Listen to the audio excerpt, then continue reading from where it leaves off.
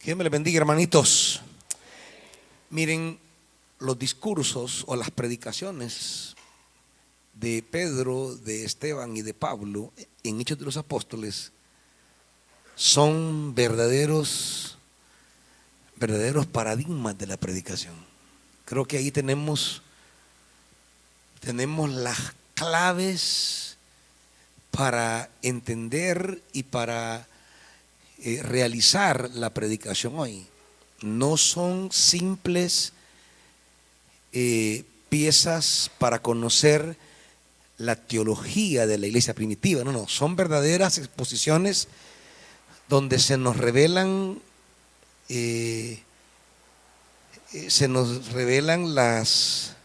los componentes, y a medida estudio más y más Hechos 2, yo quedo maravillado de verdad de la predicación y me emociona más, me enamoro más de la predicación y descubro la dinámica, la riqueza, ¿cómo diría? Lo maravilloso que es tener la oportunidad de proclamar la palabra. Lastimosamente, la homilética tradicional, ¿a qué se le llama homilética? Bueno, ha sido la materia, la ciencia, tal vez el arte que se usa en los seminarios y en los bíblicos para enseñar a la gente a predicar. Esa es la homilética, el camino propuesto para la predicación. Cuando se menciona homilética, usted sabe que entra un curso en el que le van a enseñar cómo predicar. Esa es en esencia la homilética. Y yo no le he querido poner ese nombre a este diplomado porque ya la idea de homilética ya encierra como una técnica, como una cosa, ¿cómo diría?, encajonada, una cosa. Ya la homilética es como aprender un sistema de comunicación, y que aunque hay elementos de la comunicación que es necesario tener claro, emisor, destinatario o receptor, el mensaje, la retroalimentación, el ambiente de la comunicación, y son cosas que sí vamos a estudiar, pero la predicación tiene ciertos componentes divinos que normalmente se ignoran en un curso de homilética. Elementos, y aquí empleo una palabra, voy a borrar esto de homilética porque no es de lo que voy a hablar.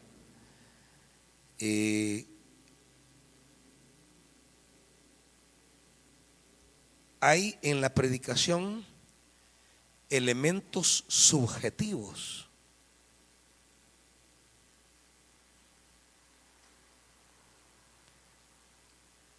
Y esto que ofende a los exégetas hoy día, a los predicadores, a los que interpretan la Biblia, que ofende la palabra subjetivo, porque en la concepción tradicional todo debe ser objetivo.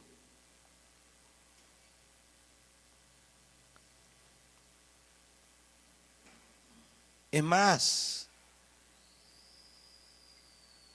hay dos palabras que ya se las he explicado y se las vuelvo a reiterar porque siento que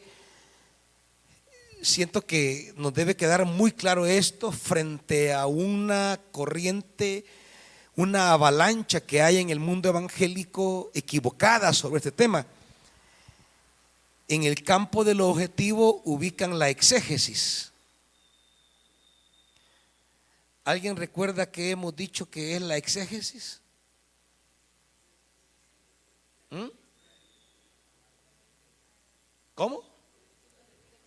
Ajá, el estudio del texto, extraer del texto. Y esto es lo que hemos pensado siempre que es la predicación, que es extraer del texto y llevarlo a la iglesia. La predicación es procesar los textos bíblicos a través de metodologías que nos permitan acercarnos al posible sentido del texto. Y la predicación es explicar y aplicar el texto. En esta línea, predicar es explicar y aplicar el texto. Eso es predicar en esta línea de lo objetivo, en esta línea de lo que nos han enseñado, de lo que nos meten en la cabeza. Y así la predicación se vuelve en la explicación de un libro antiguo, y el predicador trata de ver cómo se aplica hoy día esa explicación. Pero, y aquí vamos, quiero entender esto primero para que me capten lo que vamos a ver ahora de Hechos 2. Esto es lo que ha predominado, este lado de la... Esto es lo que ha predominado en esa lectura científica, racionalista, positiva de la Biblia. Esto es lo que ha tenido dominio en la enseñanza evangélica. Es esto, todo a partir del siglo XVIII. Esta es la visión que se ha impuesto a la vida de la iglesia. Tratar de encontrar el sentido original de los textos y tratar de llevarlos a la actualidad. Y ponemos palabras bonitas: a explicar, contextualizar. Pero ese no es el camino de la predicación. Si queremos una predicación fresca, si queremos una predicación actualizada, si queremos que la predicación sea voz de Dios, esa es la cosa, sea palabra de Dios, en esto podemos quedarnos en una idea fija, arcaica, arqueológica de la palabra. ¿Qué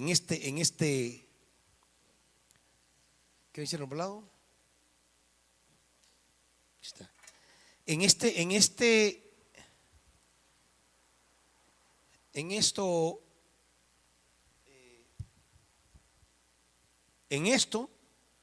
nos podemos quedar, y cuando el predicador pasa y se dice, y ahora viene la palabra de Dios, sí nos podemos quedar aquí, pero en el fondo,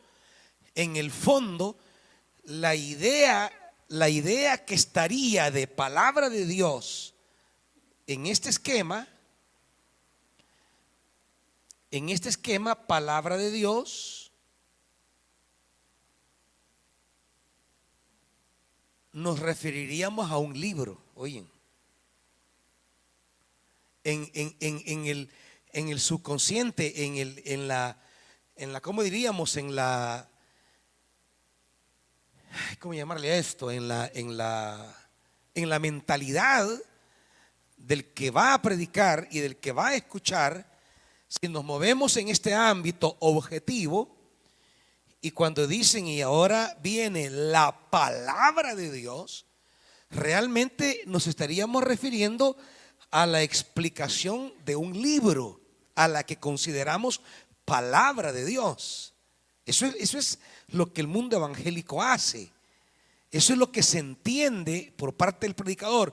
Él trae la palabra de Dios, es esta, aquí está, y viene a explicarla, viene a aplicarla, pero es la explicación de un libro que llamamos palabra de Dios. ¿Me entienden? Pero esa idea de palabra de Dios no es la que necesitamos hoy. Por eso la predicación carece de vitalidad, carece de fuerza profética, carece de poder, carece de una energía, una capacidad de provocar, y no solo satisfacer la mente, sino provocar nuevas realidades, porque ese es el asunto. Por eso necesitamos recuperar la idea que de palabra de Dios se va a tener en la Biblia. No como esa palabra libro que hay que conocer, pero no realiza nada nuevo. No dinamiza realidades nuevas. Y es aquí donde tenemos que recuperar. No es que vamos a dejar el elemento objetivo, no, lo vamos a tener en cuenta, pero dentro de un proceso mucho mayor, enfocado en el aspecto subjetivo. Y es ahí donde en el mundo evangélico se menosprecia una palabra, se despotrica contra esta palabra. Es una palabra que se le ha dado una carga peyorativa, negativa, despectiva, la palabra eisegesis. ¿Y qué hemos dicho que es eisegesis? Lo que nosotros le ponemos al texto. Fíjese bien, no está en el texto. Ojo, no está en el texto. Nosotros se lo ponemos al texto. Y aquí es donde la lectura objetiva y científica entra en crisis. ¿Por qué? Porque dice, eso ya no es predicar. Porque estamos agregándole un sentido al texto que no lo tiene. Pues la propuesta en este diplomado, que he tratado de fundamentar y seguiré fundamentando en las predicaciones que tenemos en Hechos de los Apóstoles, la propuesta en el diplomado es que la clave para tener una predicación viva es la eisegesis, acompañada de una exégesis, pero es ella la que va a dirigir el proceso de la exégesis, la eisegesis. Y entonces aquí predicar ya no es explicar un texto. Fíjese bien, ya no es explicar un texto, sino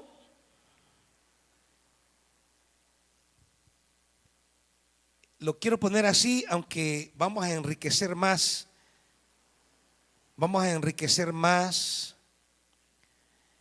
la idea. Hay un autor que se llama Daniel Margerat, especialista en el análisis narrativo del texto, y él tiene una definición de lo que es un comentario bíblico, una idea que me fascinó. Y lo que yo hago, mire, es que como en esto convergen tantas cosas y de repente llega alguien que con una definición me ayuda a unir cosas que ando por ahí en la mente.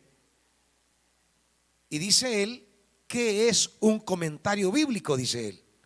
Fíjese bien. Dice, un comentario bíblico no puede ser una explicación del texto, dice. Esto sería una cosa, por un lado, muy pobre de definir un comentario, y por otro lado, una tarea casi imposible querer explicar lo que quiso decir un autor en un texto. Es bien difícil, dice, porque no tenemos al autor, tenemos al texto. El texto ha sobrevivido al autor, pero el texto, al sobrevivir al autor, tiene vida propia. Y entonces, lo que los comentaristas hacemos, dicen ellos, siendo honestos y dejando de lado la presunción y la pretensión de quienes creen encontrar la explicación última, científica y objetiva de la Biblia, no, dice, lo que hacemos es proponer una lectura del texto desde cierta hipótesis, dice él. Lo que proponemos son claves de lectura que son nuestras hipótesis. Y esas claves de lectura no están en el texto, las tengo yo.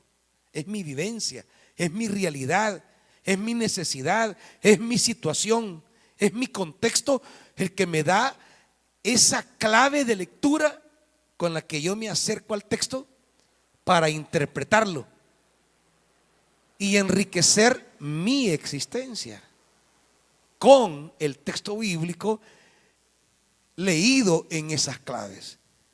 Yo dije, es que esto es lo que yo creo que es la predicación. Esto es justamente. Solo que no proponemos una clave de lectura o una hipótesis, sino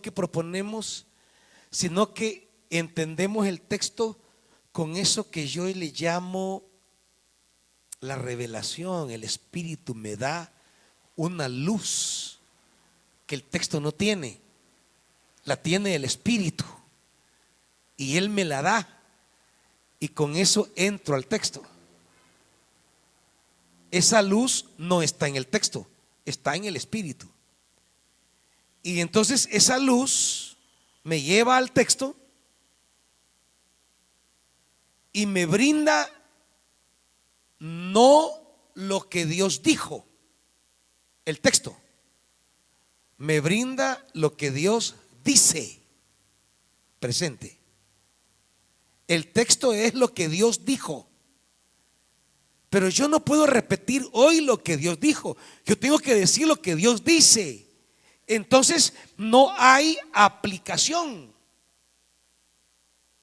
no, hay una nueva voz. Entonces aquí, cuando decimos palabra de Dios,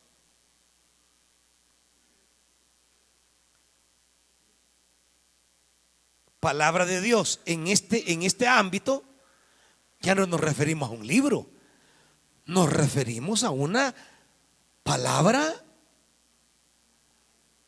nueva, ¿correcto? Nueva, una palabra nueva, algo que no había sido dicho, algo que Dios está diciendo. No sé si me entienden esto, hermanitos.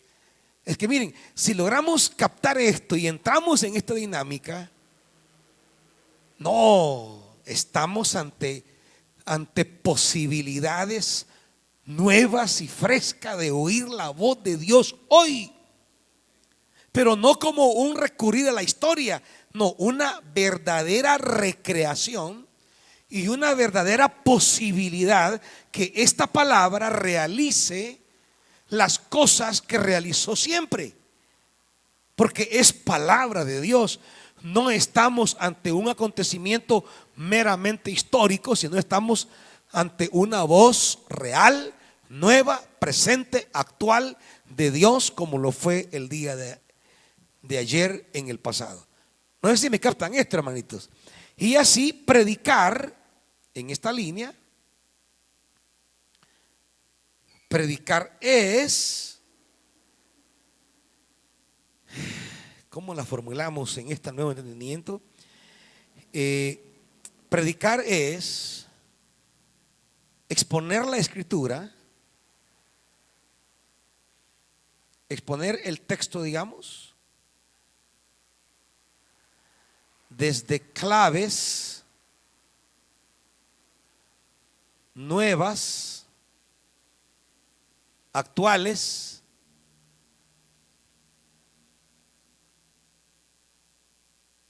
que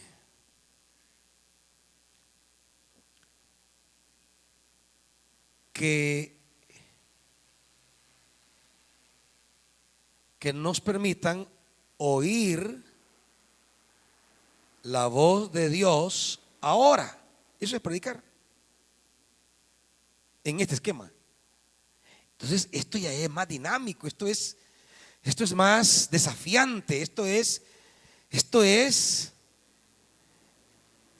lo que dice Apocalipsis. El que tiene oído, que oiga lo que el Espíritu dice, presente a las iglesias. ¿Me entienden? Esto es acercarme a la Biblia con una frescura, con una libertad, con una vitalidad. Es recibir de ella una riqueza que no hemos conocido. Eso que Pablo va a decir, esto no lo conocieron en el pasado, nos está siendo revelado. Esa experiencia de comprender los misterios de Dios en los tiempos, esa es la predicación. Esa es la predicación. Exponer la comprensión de los misterios de Dios. Y en eso habrá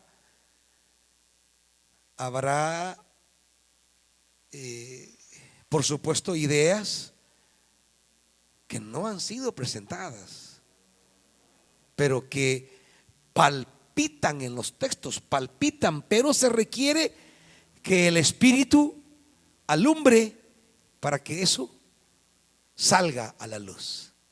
Está como allí en los textos vibrando, está ahí latiendo, pero hay como que el tejido, abrirlo y sale algo maravilloso. Pero claro, lo que nos permite eso es la eisegesis. La eisegesis como claves de lectura que el Espíritu da en los nuevos tiempos. Eso es lo que le da al texto un sentido y una vitalidad que no tenía. No sé si me explico esto, hermanitos. Para entender esto, vamos otra vez a Hechos 2.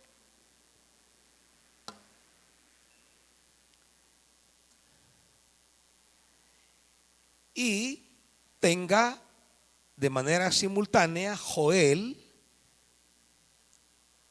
capítulo 2, porque vamos a ver qué tanto Pedro de verdad está explicando un texto, o qué tanto Pedro está explicando una nueva realidad, porque ese es el asunto. La eisegesis pone sus ojos en algo nuevo, en una realidad nueva. Y como ya hemos venido diciendo, lo que Pedro quiere explicar es esto nuevo que el Espíritu ya está provocando.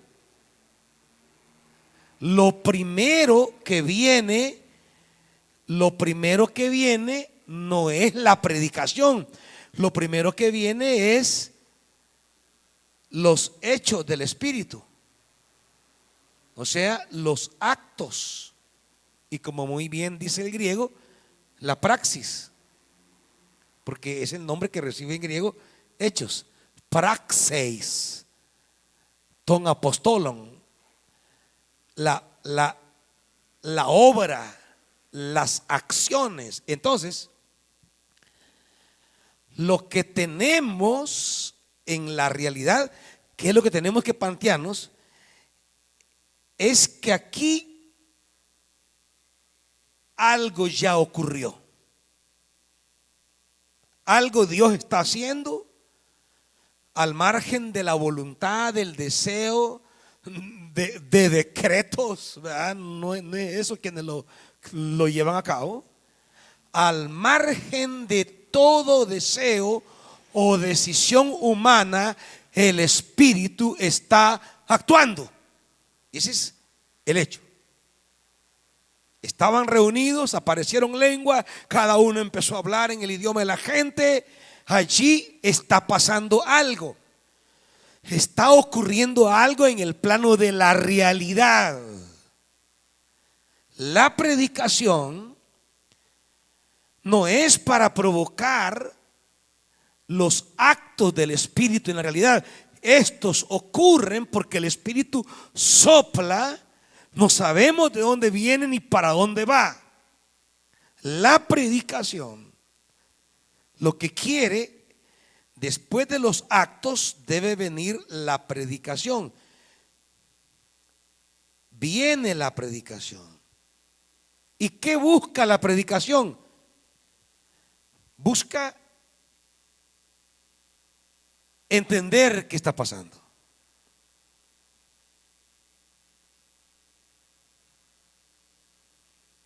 Busca descubrir el sentido de lo que está pasando.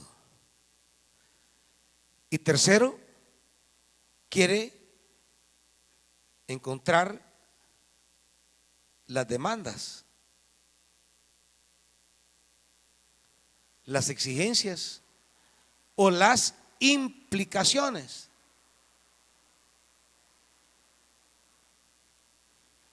El predicador se para y dice: esto está pasando, y lo que esto significa es tal cosa, y lo que implica es que ustedes tienen que, deben de. Entonces el predicador no está explicando un texto. El predicador quiere mover a la gente a que se una a los actos de Dios.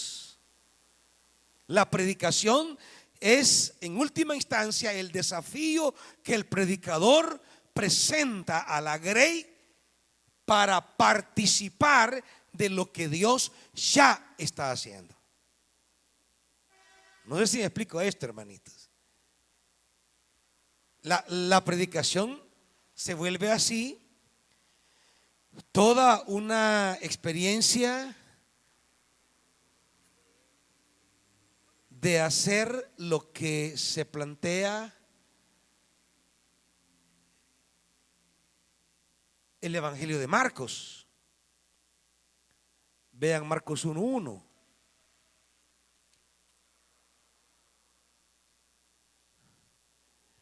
Como está escrito, 1:2, como está escrito en el profeta Isaías: he aquí yo envío, ¿qué? 1:2 de Marcos. ¿Qué envío? Mi mensajero, o sea, el predicador. Envío a mi predicador delante de tu faz, el cual preparará el camino delante de ti. Vos, que es el instrumento del predicador, la voz del que clama en el desierto: preparad el camino del Señor y enderezad. Eso es que hace el predicador, prepara para que el pueblo entienda los caminos de Dios, los caminos, porque Dios está caminando, hermanitos. Dios no está estático. Dios está caminando en la historia, está abriendo brechas, y el pueblo tiene que recibir y andar con Dios en sus caminos, y tienen que enderezar sus caminos para unirse al camino de Dios. Ahora, ¿Va a usar la Biblia? Sí, va a usar la Biblia. Pero, otra vez, vamos a Hechos 2.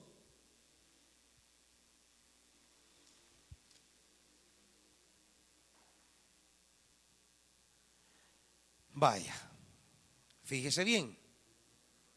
Ya dijimos que la predicación es para explicar la realidad.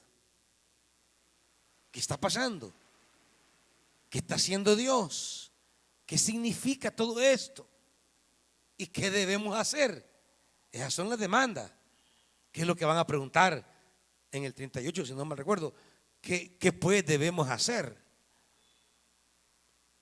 En el 37, ¿qué haremos? ¿Qué hacemos? Frente a lo que nos has explicado, ¿qué hacemos? Las demandas. Pedro se para y comienza diciendo, 16, después de aclarar la interpretación equívoca, va a dar la explicación desde su perspectiva. Su perspectiva. Y esa perspectiva, esa eisegesis, es la que va a manejar su exégesis. Lo que él le mete al texto es lo que le va a guiar en la interpretación del texto. Esto es lo dicho por el profeta Joel. Y en los postreros días, dice Dios, derramaré de mi espíritu sobre toda carne, y vuestros hijos y vuestras hijas profetizarán, vuestros jóvenes verán visiones y vuestros ancianos soñarán sueños. Y de cierto sobre mis siervos y sobre mis siervas en aquellos días derramaré de mi espíritu y profetizarán. Y daré prodigios arriba en el cielo y señales en la tierra, sangre y fuego y vapor de humo. El sol se convertirá en tinieblas y la luna en sangre antes que venga el día del Señor grande y manifiesto. No vamos a analizar todo, pero solo analicemos el versículo 17 y 18. Vaya, le voy a dar la tarea. Tome su Biblia y tome un papel y comience a desglosar el 17 y el 18. En dos columnas, digamos, como que usted toma la página, esta es la página, la parte en dos, aquí Hechos 2 y en la otra Joel, capítulo 2, 28 y 29. Y quiero que me diga cuáles son las diferencias. Porque Pedro dice, esto es lo dicho por el profeta Joel. Pero quiero que nos preguntemos qué tanto lo que Pedro dice, que Joel dice, es cierto. Y vamos a descubrir que no es tan cierto, pero quiero que usted me diga las diferencias.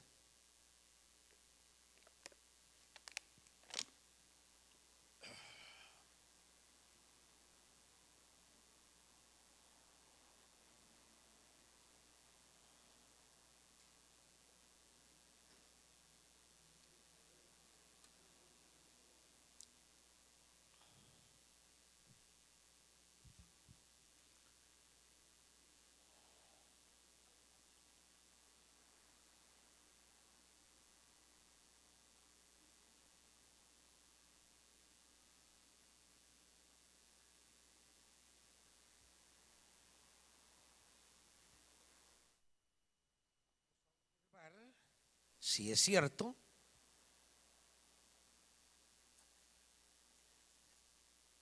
¿qué está haciendo Pedro con Joel? Ese es lo que nos va a inquietar ahorita. ¿Qué está haciendo Pedro con Joel? ¿Lo está explicando o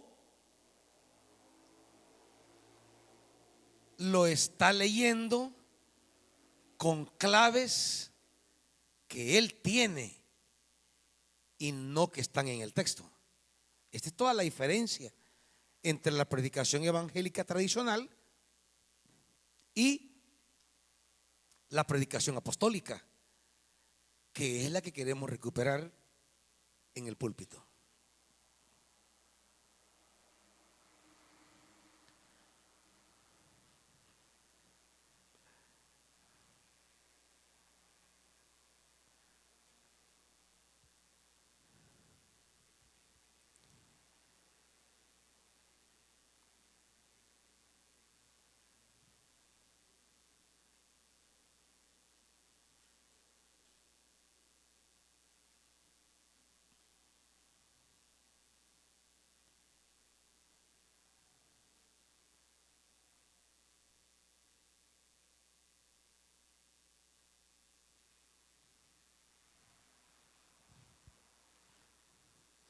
Espero tengan buena observación, hermanitos.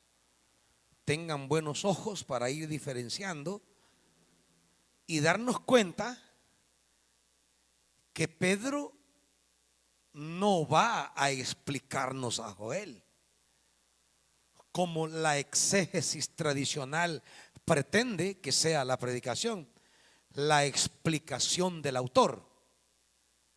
No, Pedro va a proponer una lectura de Joel con claves que él tiene en su experiencia presente.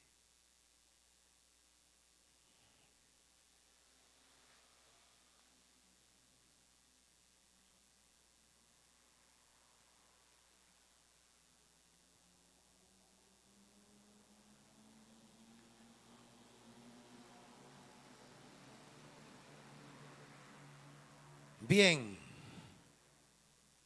¿alguien quiere proponer alguna diferencia en la cita? Rey.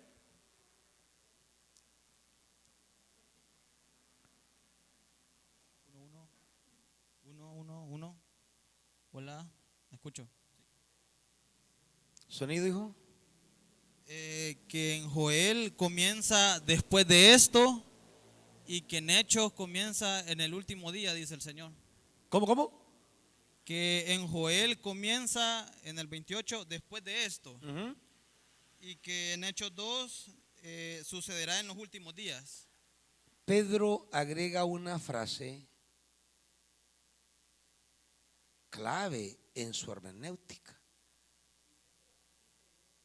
la idea de los últimos días. Eso no está en Joel. ¿De dónde le viene a Pedro esto de los últimos días? Es una clave hermenéutica que él tiene. No está en el texto. Él la tiene. Y esto es clave, porque me va a permitir una lectura del texto, me va a permitir que el texto cobre vida en el presente. Esa clave de los últimos días es una clave que Pedro ha aprendido de Jesús, de la llegada del reino. El reino de Dios se ha acercado. Por tanto, hay en la lectura de los discípulos y en la lectura cristiana una conciencia que estamos en los últimos días, porque para ellos la llegada del Mesías es el acontecimiento que inaugura los últimos días, los días escatológicos, que eso significa últimos, escatón. De aquí viene la palabra escatología, el desenlace de la historia. Estamos en el escatón, en los últimos días. Pero eso no está en Joel. Esa idea es muy cristológica. Esa la tiene Pedro en su experiencia y conciencia de la llegada de Jesús. Para Pedro hay una realidad presente que estamos viviendo. Hay una conciencia que estamos en los últimos días. Y desde esa clave, él no solo va a interpretar, no, va a citar, cosa que no está en la cita, pero lo va a citar como que estuviera en Joel. Mauricio, ¿cómo? Ah, el mismo. ¿Alguien más? Pastora.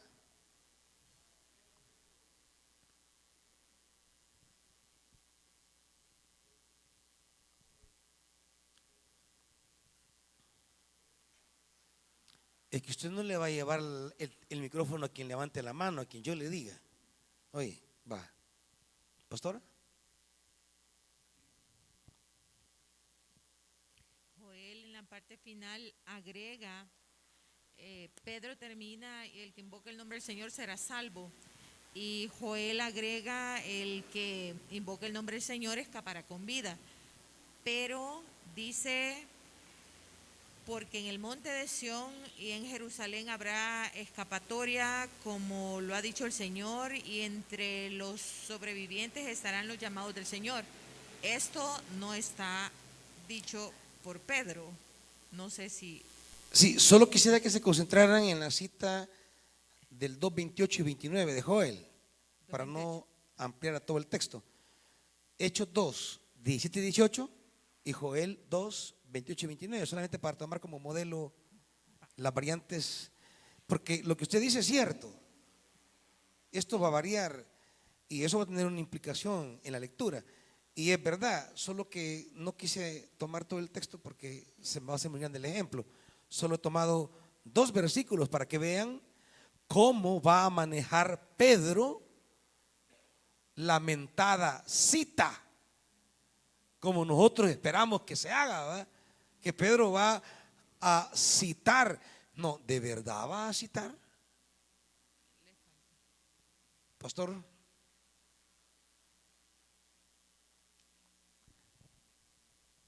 Joel dice en Joel dice en el 29, derramaré mi espíritu aún sobre los siervos y las siervas. O sea, lo hace bien abierto. Y Pedro lo expone más en propiedad sobre mis siervos, como tratando de exponer a aquellos que se enfoquen en el Señor y tomarlo a Él como su Salvador. Sí. Hay un sentido de propiedad. Correcto. Ahí, como que sí. Inclusión. Ese enfoque parece no ser importante, pero sí. Hay una perspectiva que cambia. Hay un sentido que está allí. Tiene razón. ¿Alguien más?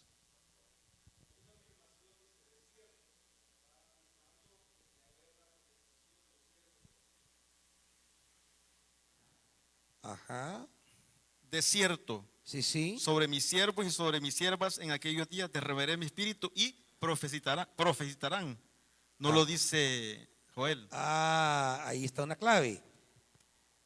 Pedro hace recaer el sentido de Joel en una palabrita.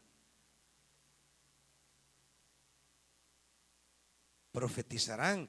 Cuando usted lee Joel, la carga de Joel casi que es de angustia, es de abatimiento, pero Pedro le da otra tónica, y la tónica de Pedro es la profecía, y lo repite de manera constante, cosa que no hace Joel. Vuestros hijos e hijas profetizarán, verán visiones, soñarán sueños, derramaré y profetizarán. Joel no enfatiza, Y es aquí donde él está interpretando lo que está ocurriendo. ¿Qué está haciendo la comunidad? ¿Ah? Lo dice versículo 11. ¿Qué hace la comunidad? Está proclamando que eso es profetizar. Profetizar no es anunciar el futuro. Profetizar es hablar de Dios. Profetizar es contar acerca de Dios. Es hablar de Dios, es ser profeta. Entonces el Espíritu está habilitando una comunidad de profetas, mujeres y hombres. Y estos profetizan. El Espíritu tiene como tarea fundamental no las lenguas, como la lectura pentecostal equivocadamente ha acentuado, sino el acto de hablar de Dios. Cuando Pedro cita a Joel, no es para explicarme a Joel, es para explicar lo que está pasando desde un referente escritural que tiene autoridad, peso en la tradición de Israel y que por tanto es un texto que ayuda a entender lo que aquí está ocurriendo. Esto es el Espíritu. ¿Y qué hace el Espíritu? Levantar profetas. Por eso en Corinto será el tema de la profecía el que tenga más peso para Pablo. Es este el que más le inquieta, es este el que más orienta, es este el que más guía.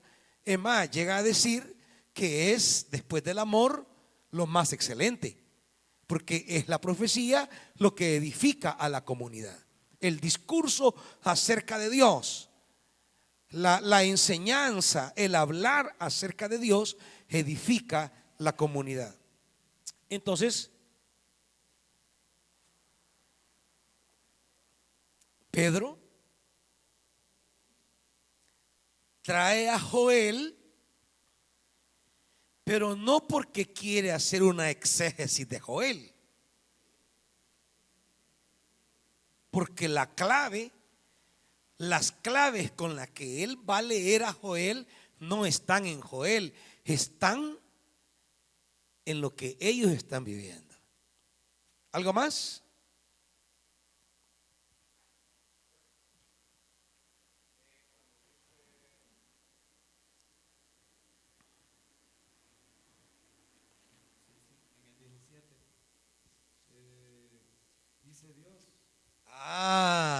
Ojo, hay algo que no está en Joel. Y en los postreros días, dice Dios. Dice, fíjese bien, presente, diferente al 16, que está en pasado.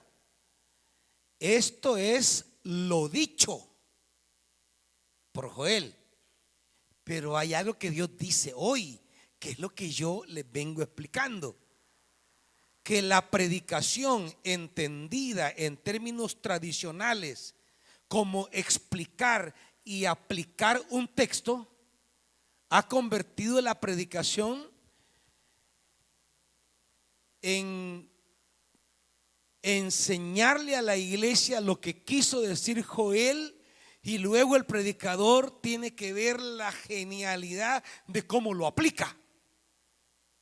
Pero en última instancia la idea de palabra de Dios no es algo que dice hoy, sino lo que ya dijo.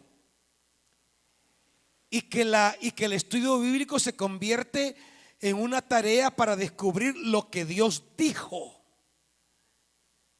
Pero la predicación entendida como el Nuevo Testamento la entiende, es no descubrir lo que Dios dijo meramente, es descubrir lo que Dios dice, lo que Dios. Y entonces el predicador se convierte en un auténtico profeta.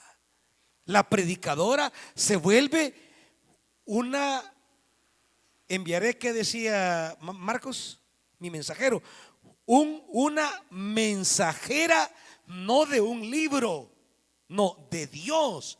El Dios que tiene una palabra hoy. Entonces podemos decir que hablamos en nombre de Dios, no en nombre de un libro. Es decir, no venimos a explicar un libro, venimos a decir lo que el Señor dice. De modo que cuando el predicador pasa y decimos, y ahora con nosotros la palabra de Dios, no nos referimos a la Biblia.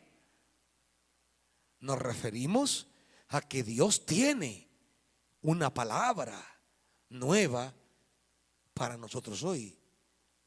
Claro, ¿de espaldas a la Biblia? No, de ninguna manera. ¿Sin exégesis? No, tampoco. ¿Está metida la Biblia? Está metida la exégesis. Pero ya les expliqué en las dos clases anteriores que hay otros elementos: el espíritu, la realidad, la Biblia. Entonces el predicador, en todo ese entramado, recibe esas claves y lee el texto desde esas claves, y entonces escucha la voz de Dios hoy y se presenta como los antiguos profetas. Así dice el Señor. Esto es maravilloso, hermanitos. Esto es maravilloso. Es el encuentro con el Dios vivo, real, con Jesucristo, Rey de la iglesia, Señor de la iglesia, cabeza de la iglesia, que habla. No solo habló, habla. Y entonces la predicación no se vuelve en un discurso de arqueología, aunque en nuestra lectura leamos información histórica, pero no estamos para traer meramente la historia. Estamos para decir la palabra de Dios nueva hoy. No sé si me captan, hay preguntas, inquietudes. Estamos ante un cambiar el paradigma, la mentalidad y el modo en que nos han enseñado a estudiar la Biblia y a predicarla. Estamos ante un cambio radical. Israel. Bendiciones, siervo. Bendiciones, pueblo. Yo digo que los predicadores están diciendo lo que Dios está haciendo en estos tiempos. Sí. Que es la verdad escrita. Correcto. Gracias. Es que miren, todo aterriza en esto. Fíjense, Lucas dice que Pedro dice, que Joel dice, que Dios dice. ¿Entienden esto? Esta línea. O sea, es una cosa que es un entramado que termina, es un entramado que cruza los decires pasados, o sea, los dijo de ayer, para llegar al dice hoy de Dios. Tenemos que conocer lo que Lucas dice, lo que Pedro dice, lo que Joel dice. Está bien, la exégesis nos enseña eso, pero al final lo que importa es, de todos esos decires, ¿qué dice Dios? Este es el asunto. Porque si explicamos a Lucas, explicamos a Pedro, explicamos a Joel, pues nos volvemos expertos en lo que dicen el pasado. Pero a través de todos esos decires, yo tengo que decirle al pueblo lo que el Señor dice hoy. Y eso ya no está en el texto, esto está en la actualidad. Dice el Señor: en los últimos días, dice Dios. Fíjese esa frase. En los últimos días, dice Dios. Esta frasecita, esto es el aporte profético de Pedro.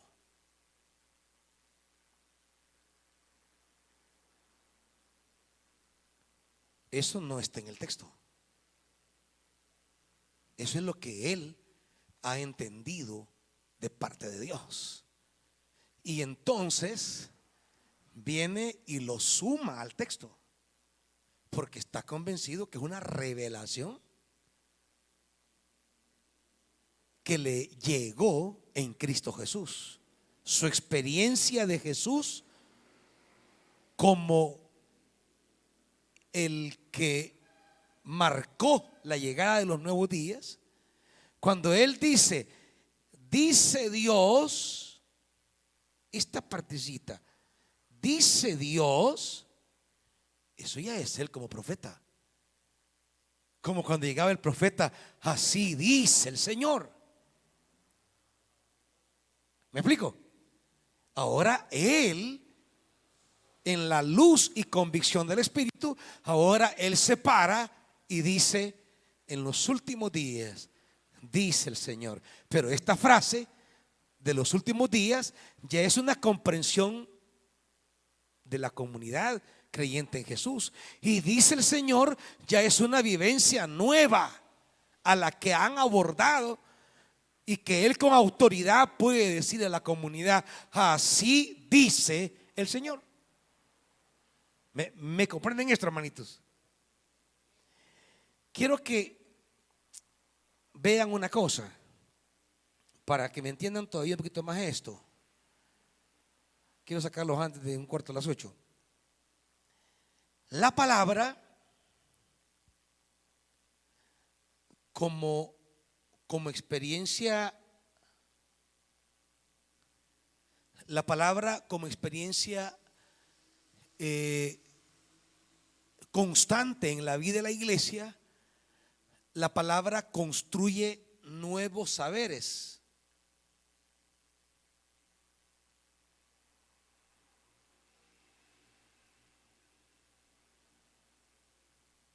Y claro, la tradición eclesiástica occidental tiene problemas con esto. Pero es justamente lo que hace la palabra. La palabra no es simplemente traerme antiguos saberes, también me hace entender nuevos saberes, o sea, nueva comprensión. Y usted lo va a ver en el texto, fíjese, en 3 momentos. Fíjese, primero, el 2:22.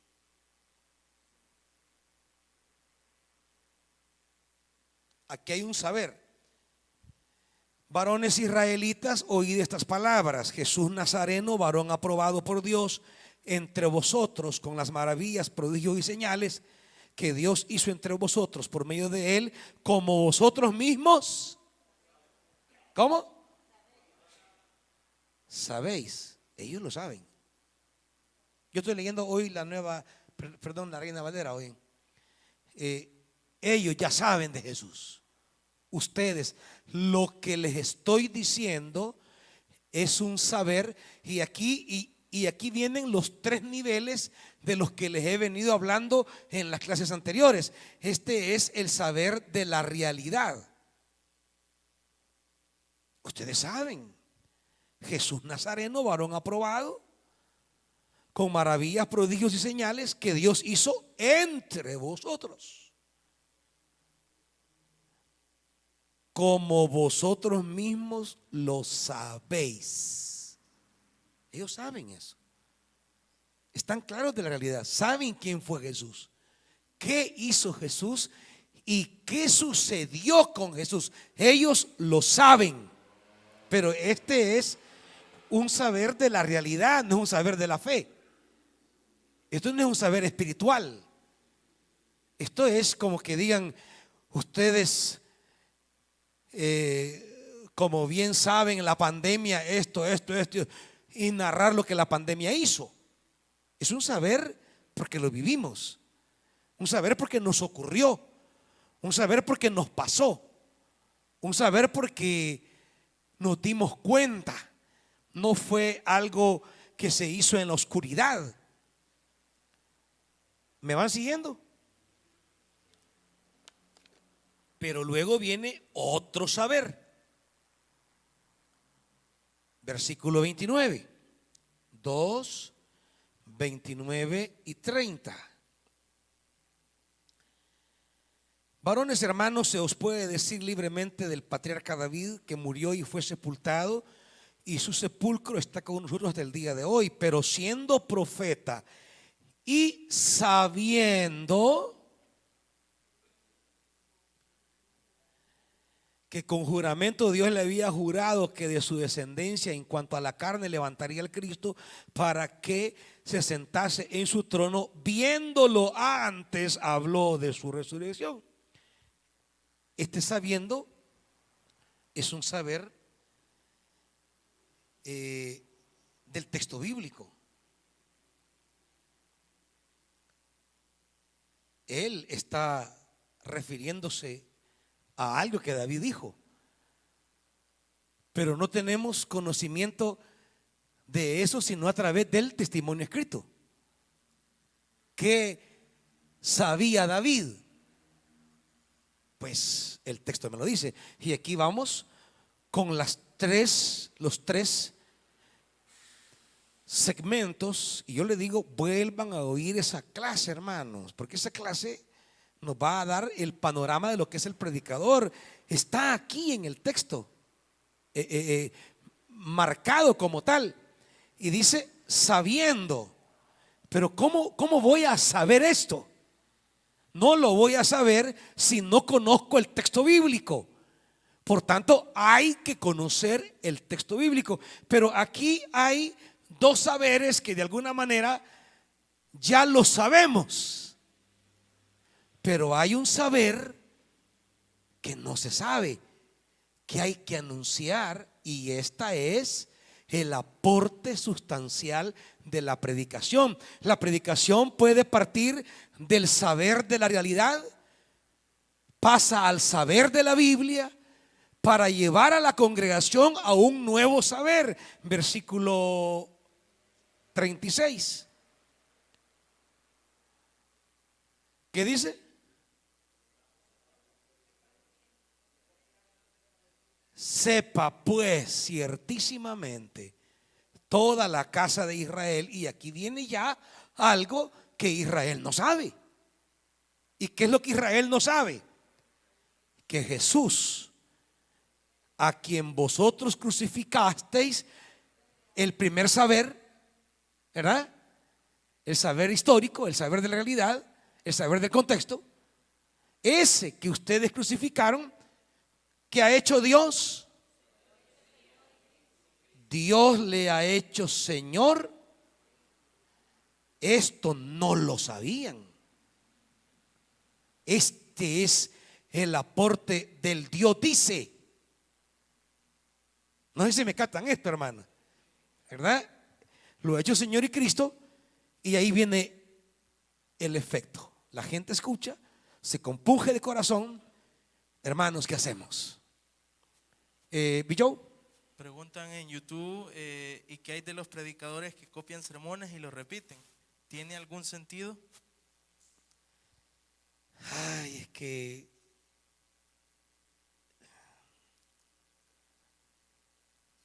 mire, no es que hay dos elementos ahí. Gente que toma de otros sermones,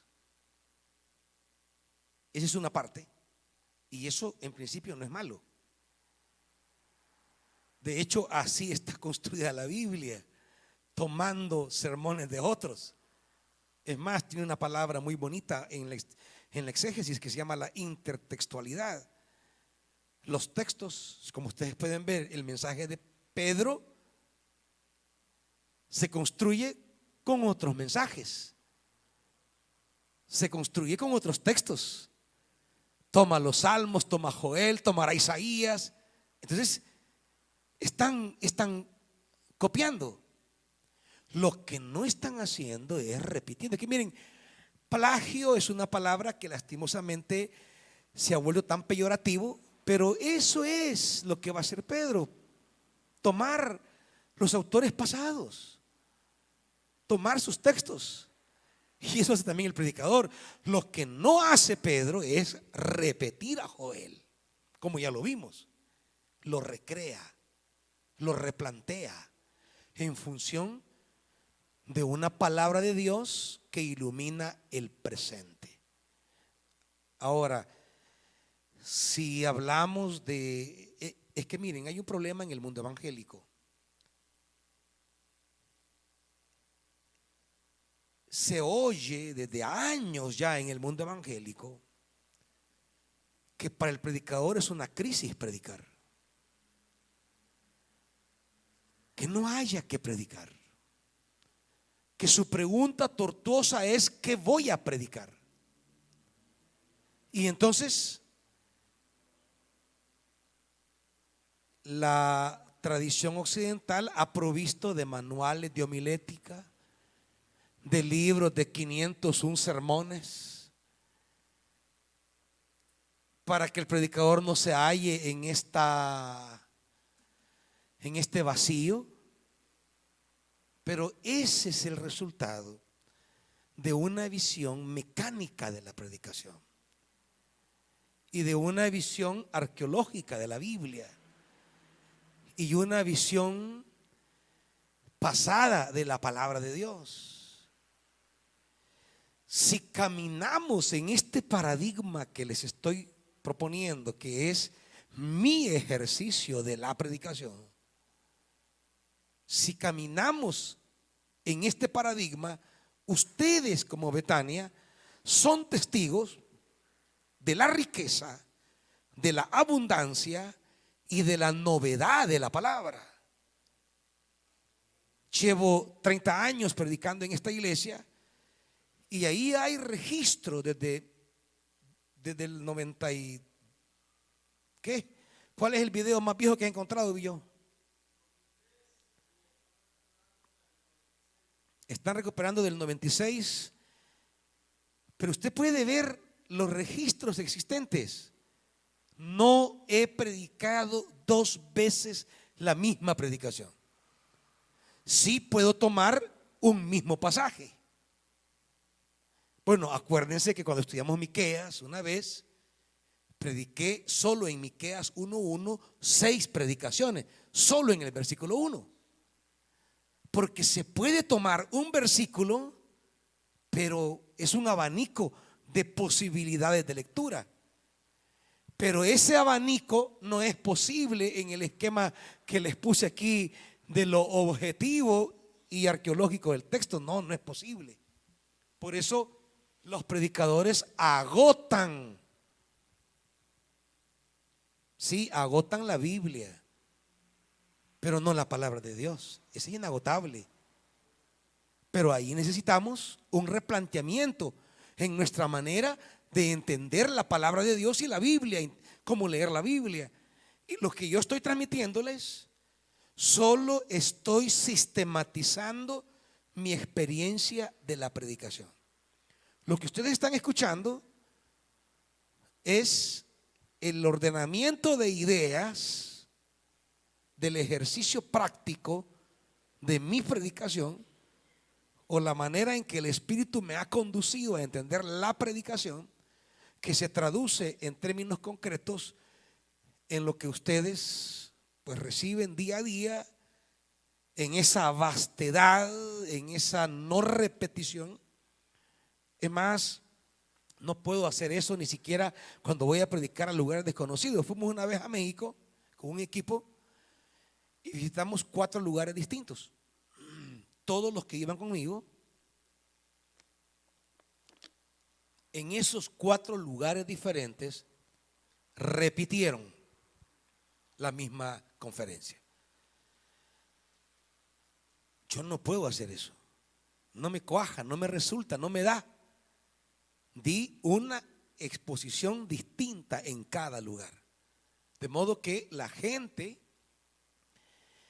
que no oyó la que no oyó en Toluca, pues no la escuchó la de Mérida, porque fueron distintas. No puedo repetir, es que para mí es como pretender calzar una realidad en otra realidad, y no se puede. Cada realidad es diferente y hay que discernir las realidades para que el Espíritu hable a esas realidades. Y no puedo, ustedes son receptores directos. No me han escuchado una predicación repetida, porque no está en mi práctica, no me cabe eso en la cabeza, no me da, la palabra es interminable, inagotable. Lo que requiere es, eso sí, lo que requiere esta experiencia personal de la predicación son las 3 cosas que les he dicho, que es cansado, duro, difícil, pero hay que hacerlo. 1, estar inmerso en la realidad.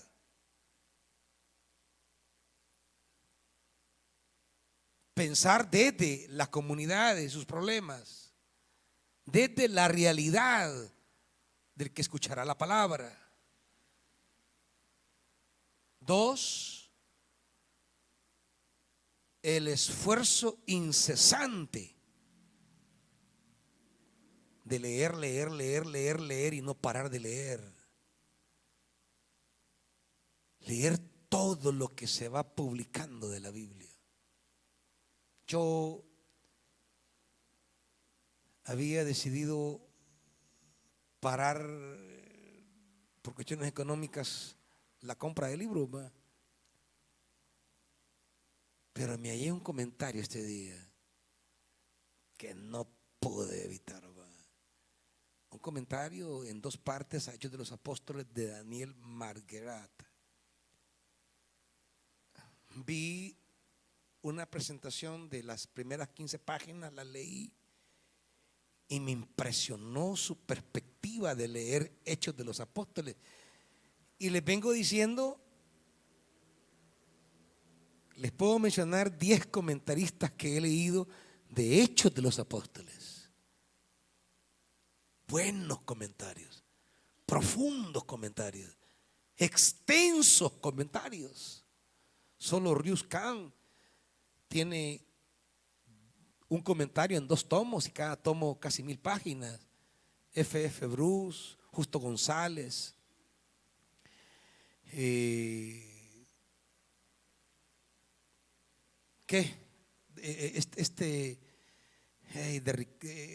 costarricense, bueno, se los puedo mencionar, pero veo y me da una óptica distinta y no puedo evitar de no leerlo. Necesito leerlo, es que una necesidad, no es que quiera, necesito leerlo. Entonces hay que meterse en esa tarea. ¿Cómo va el Espíritu a moverse si mis datos son limitados? Usando la metáfora de la comunicación, pues, si no hay datos, se interrumpe la comunicación. Lo que le pasa a usted con su celular. Cuando hay datos, la comunicación fluye. Cuando hay datos aquí, el Espíritu trabaja. Se mueve, lleva, trae, sube, pone. pone aquí, pero hay de dónde. Pero eso requiere una tarea ardua, constante, de invertir dinero, tiempo, dedicación. Y lo otro es el tema del espíritu. Es de lo más sensible el tema del espíritu. Cómo entenderme con él, cómo comprenderle, cómo discernirle, cómo percibirle ahí cuando va, que a veces no sé ni para dónde va, y cómo saber. Son 3 tareas tan agotadoras para un buen predicador, para alguien que tenga siempre una palabra nueva. No es cosa de decir, dame una palabra, Señor. No, es trabajar las 3 cosas que les he explicado anteriormente. Y entonces llegamos, y cierro con esto, llegamos en ese ascenso, digamos, llegamos al 36 a decirle al pueblo, ahora quiero que sepan algo que no sabían. Y es que Jesús ha sido hecho por Dios Señor y Cristo. ¿Sabían de David? ¿Sabían de Jesús? Pero ¿sabían lo que Dios ha hecho? Que es, Dios le ha hecho, Dios ha hecho. ¿Saben esto? Eso es lo que el predicador tiene que llevar al pueblo. Lo que Dios está haciendo. ¿Y qué hacemos? Pues únanse a Dios en lo que Dios está haciendo. Esa es la predicación, hermanitos. Esta es la predicación. Y entonces la predicación se vuelve fresca, novedosa, poderosa, porque es palabra actual, presente. No como texto meramente, sino como acción divina de hablar, de decir. ¿Me entienden? ¿Alguna pregunta breve? ¿Hermano Israel? Bueno, bendición de nuevo. Yo digo que es querer saber de la palabra Sí, claro. y el saber explicarla al que las oye. Sí, pero Gracias. otra vez, eso de explicar la Biblia, váyanselo quitando de la cabeza como sinónimo de predicación. Sí, es una parte del proceso, pero no es el acto mismo de la predicación. La predicación quiere llegar a hacer lo que dice Pedro, así dice el Señor. Gracias. ¿Alguien más? Pastor. Hecho 26, hay un pasaje ahí que me tocaba bastante el día de hoy. Hecho 26, del 25 al 27, el apóstol Pablo está testificando ante el rey Agripa y él menciona así: estoy convencido de que usted no desconoce de estas cosas porque no sucedieron en un rincón. Claro. O sea, esa manera como él está trascendiendo un hecho que le cambió la mente. Sí. Que le cambió la mente y de ir a ser prisionero, ahora él es prisionero, pero bajo un otro contexto. Pero hay algo que le dice, ahí el escritor pone donde el rey, en boca del rey, y dice: con tan poco quieres volverme cristiano. Correcto, O correcto. sea, eso me impactó porque Agripa sabe, porque Sí. Agripa sabe lo que ha pasado con Jesús. Pero el salto de fe de lo histórico a lo espiritual es el que no da Agripa. Es el que va a dar el pueblo aquí. ¿Qué hacemos? Pues arrepiéntense y bautícense en el nombre de Jesús. Dan el salto de fe, se movilizan, se accionan, se activan ante esa palabra. Para el próximo martes, léanse Hechos 7, porque vamos con la predicación de Esteban. Ese es un bombazo. Y ya van a ver cómo Esteban articula su predicación. Pero de pie, hermanitos, hermanitas. Esta clase les animo a que la vuelvan a escuchar. Ahí queda subida en YouTube, vuelvan a oír.